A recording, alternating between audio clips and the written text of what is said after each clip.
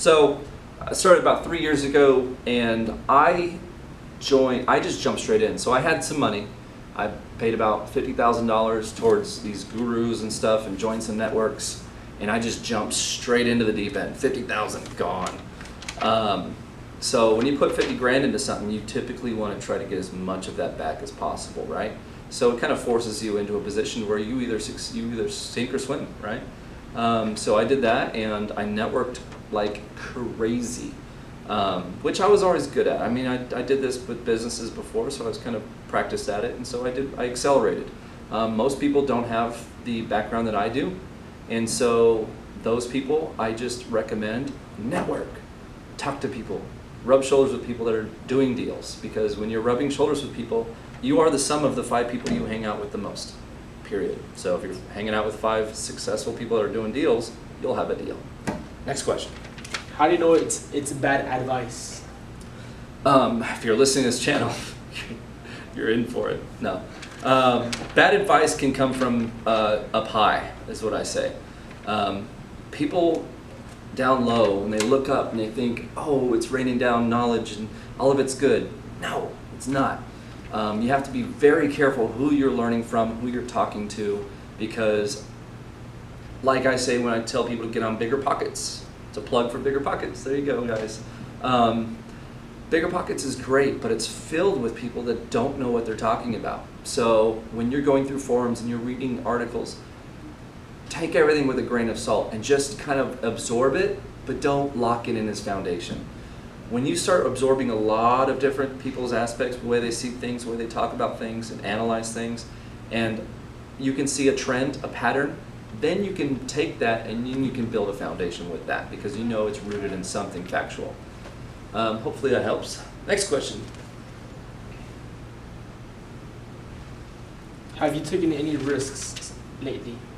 I take risks all the time. In fact, that's probably what contributes to my success, is I'm not afraid to take risk. A lot of people are, they're like, oh, I don't know what to do, I'm scared, and then they never do anything, analysis paralysis. But no, me, I've kind of always been that way as a kid. I mean, I just get on my skateboard, start skating, and then I break a leg, something. It's just go do it. And so sometimes you'll have people like that, and so you want to follow or get in line with people like that, because they're gonna do something in life. So if you're not like that, attach yourself to people that are. Next question.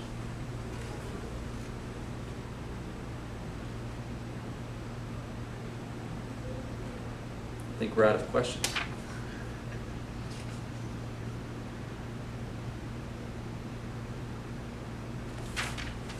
The term offense in your business, what does that mean?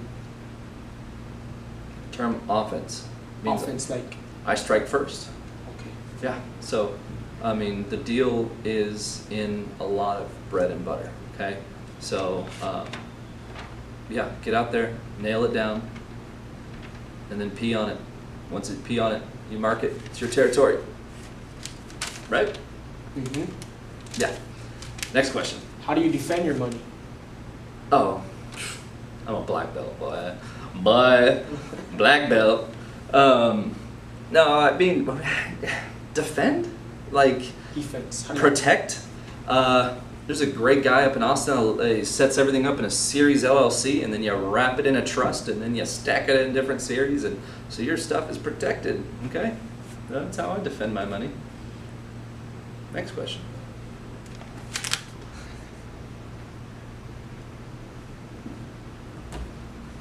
When did you get rid of your middle class mind? My middle class mind. And how did you do it? That's actually a really good question. First, great question. Mindset is key. It's paramount. Okay. I can't say I ever had a middle class mind. I mean, I did in little ways, where I thought that making my first $1 million would be great. You're a chump. When you make $1 million, you're a chump. Mindset.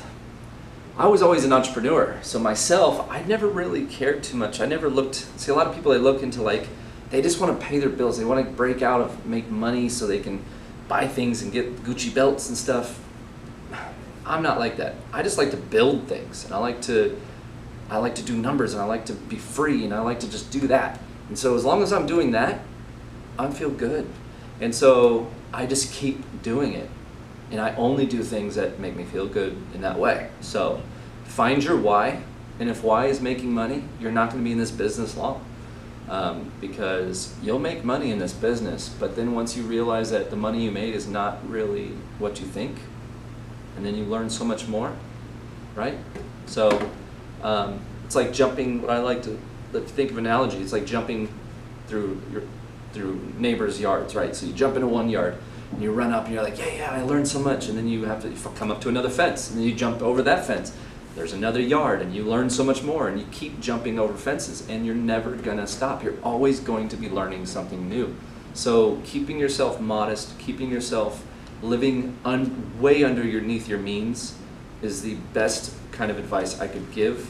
But have the mentality as if you're super rich, super smart, and you are confident as hell.